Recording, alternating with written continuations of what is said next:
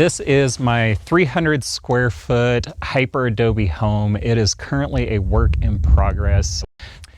This structure is built with a process called Hyperadobe, and Hyperadobe is a fairly new building technique that kind of harkens back to the original Adobe structures that were really native to this land. So the process is we're using native soil, sand from the washes. We do include a little bit of cement in our builds just to add a little bit of extra security, and then basically you take that mixture, mix it in a cement mixer, get it a little bit wet, and then start packing it into these perforated bags. Wet clay likes to stick to wet clay, so each of these layers is basically glued together with the soil itself and creates a really strong, really long-lasting structure. Adobe buildings have been around for literally hundreds of years, and I fully expect this thing to be around for the next 300 to 500 years. Total will be in it for about $15,000. So this is my 300 square foot Hyperadobe tiny home. The goal of this home was to build something that is going to be weather resistant, that is intended for the Arizona climate, and something that is also sustainable and natural. So we use all natural plasters. The building itself is mostly made out of dirt from the land.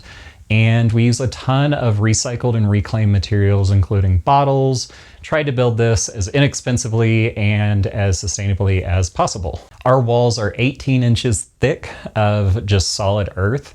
So you get what's called thermal mass. And so basically all day the sun is beating on this home, and that wall is actually soaking up that heat, keeping it cool on the inside during the day, and then we'll release that heat into the home at night. So out here in the desert where we'll get 30-degree swings from day to night, basically you have a nice cool space during the day and then a nice warm space at night. I've noticed in here, even without a front door, during the summer it'll be like 80 degrees in here Fahrenheit and 105 outside. During the winter it'll stay like 50, 60 degrees in here when it's like 20 degrees outside.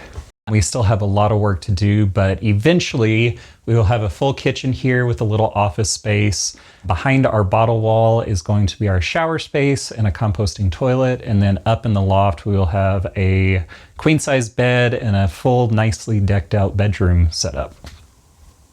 It was about 3 months to get all the bag work done. The following season, we got the roof on, and long-term, this house will be fully self-sustaining. The roof is large enough to collect all the rainwater you need through the year.